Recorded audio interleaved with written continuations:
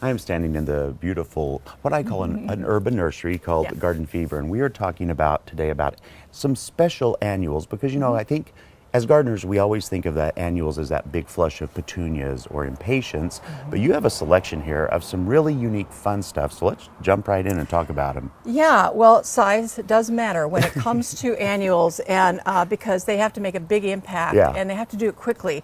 I love things with big leaves or heavy textured foliage. I want to start with the biggest guys. This is a Persicaria called Kiss Me Over the Garden Gate. It can get to 6 feet tall in one season. And along the stems, there's this very cool division, almost kind of bamboo-ish. So you have all this structure and texture, and then the color on top, very fun. And then, of course, it can't be any better than this. It comes in variegated also. Wow. And there's the possibility that these can reseed, not a lot, but sometimes not a lot. They can. They're not obnoxiously reseeders, but if you're lucky, you might find a new one coming up, and that's so fun. That's great because free plants are wonderful. It's true. And the other thing is these are all easy care guys too. So one of my other favorite combinations is this Plectranthus. Look at that.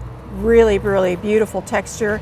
The purple on the back of the leaf, and then I've planted this actually 2 years in a pot with this guy. Oh, lovely. This version's called Joey, and of course we're not sure how to say that. But okay, you say it your way. Okay, I'm going to say Telotus. And people say P-Lotus. P-Lotus.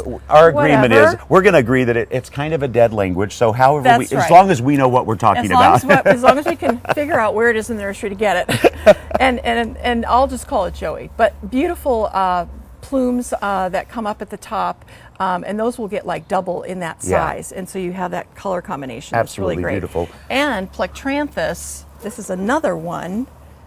This is a silvery version. Wow. This one's Nicoletta, and these just keep going and keep going. They'll probably get about 3 feet wide, and then they'll get a purple bloom that comes up from it. And the fun thing about this stuff is I think a lot of times people think only containers, but they actually do well in the ground. Yes, as an annual. They do great, and you'll probably get more size in it. Another one that would be great in the ground, Amaranth. Yes. And this guy is Polish Spirit.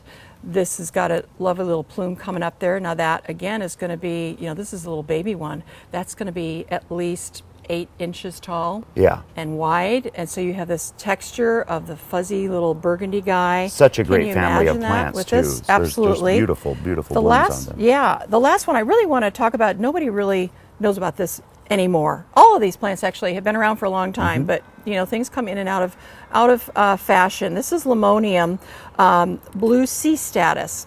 This little tiny plant, which doesn't cost a whole lot, will form these huge leaves, this beautiful rosette. The stems will get more burgundy color, and then the icing on the cake are these tall, very feathery statice flowers that start out one color of purple and go into a rosy pink kind of color. It's just a huge bang for your buck on this plant. It really is. They're a beautiful plant in the garden. And if you're thinking about summertime and you want to fill in some beds or do some containers, come on out here to Garden Fever and look at some of these wonderful, unusual, and unique annuals for your own yard. Thank you so much. Thank you.